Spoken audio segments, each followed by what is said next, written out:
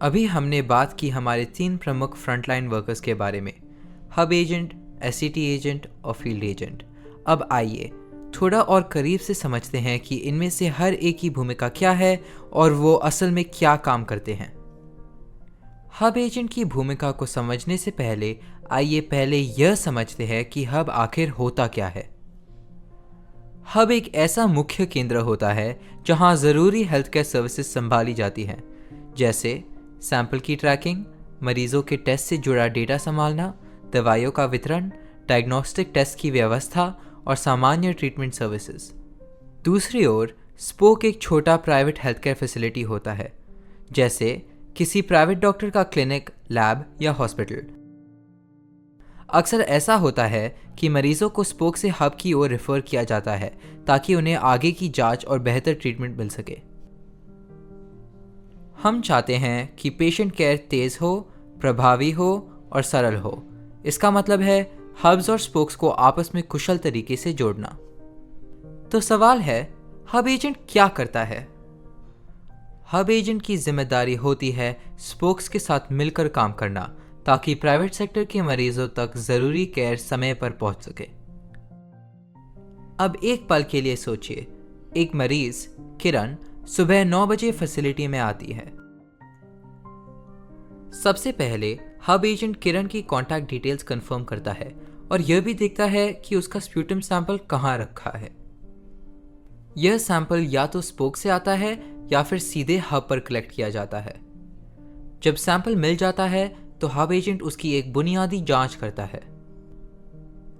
Hub agent confirm करता है कि सैंपल पर सही लेबल लगा हुआ है और यह भी कि सैंपल में वास्तव में स्प्यूटम है, सलाइवा नहीं। यह सभी बेसिक चेक्स आमतौर पर सुबह 10 बजे तक हो जाने चाहिए। यहाँ एक महत्वपूर्ण बात ध्यान में रखना जरूरी है, अगर मरीज ट्यूबरक्लोसिस से इन्फेक्टेड है तो इस सैंपल को संभालते समय एससीटी एजेंट इन्फेक्शन के जोखिम में आ सकता है।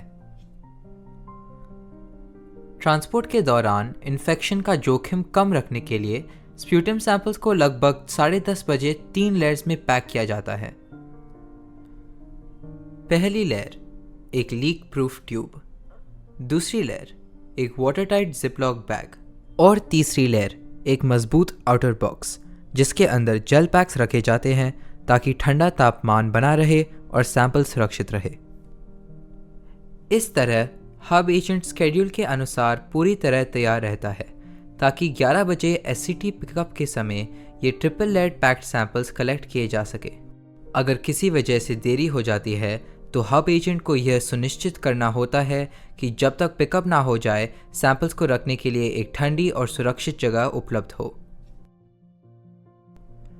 अब हम आपको एक नई स्थिति देने जा रहे हैं। इस स्थिति में कई अलग अलग समस्याएं होंगी और आपको सोचना होगा कि अगर आप हब एजेंट होते तो इनका सबसे अच्छा समाधान क्या होता।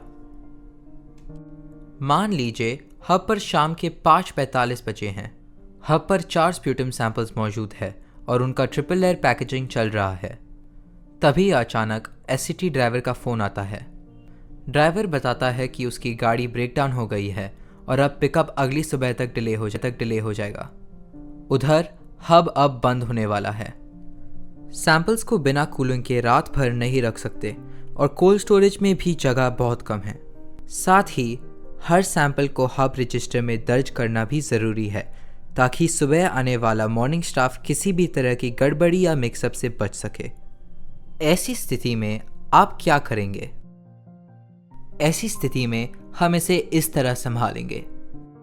सबसे पहले यह सुनिश्चित करें कि हर सैंपल पर साफ और सही लेबल लगा हो ताकि अगले सुबह आने वाला एससीटी एजेंट उसे आसानी से पहचान सके।